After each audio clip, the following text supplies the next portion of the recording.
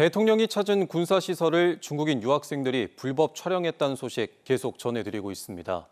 최근 세계 각국에서 중국인들의 군사시설 불법 촬영이 이어지고 있지만 국내 처벌 기준은 약하기만 한데요.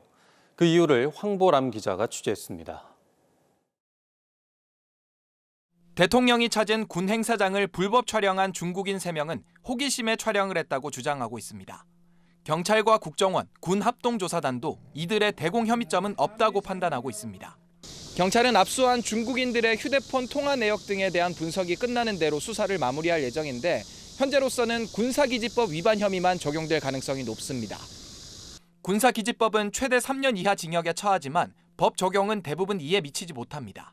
촬영한 내용을 바탕으로 했을 때는 크게 중요한 내용이 아니다라고 하면 벌금형도 될 수 있죠. 촬영한 내용과 시간, 그다음에 횟수 이런 그걸 다 참작해서. 군사 전문가들은 이들이 이틀 전에도 현장을 찾은 점 등 간첩 의혹 소지가 있다고 말합니다.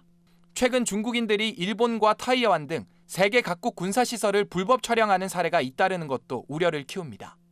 2017년 개정된 중국 국가정보법에는 모든 중국인이 국가첩보 활동에 협조할 의무가 있다고 규정합니다.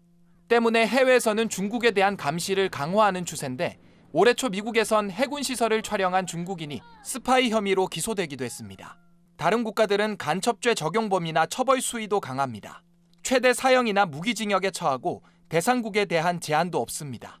하지만 우리는 적국, 그러니까 북한을 위한 간첩 행위만 처벌 가능합니다. 1953년에 개정돼가지고 아직도 한 번도 개정 안 됐던 낡은 법률이라고 할 수 있죠. 외국, 적국 구분하지 않는 게 다른 나라의 통상관례거든요. 우리나라가 국제사회의 위상에 걸맞도록 관련 법규를 제정해야 된다.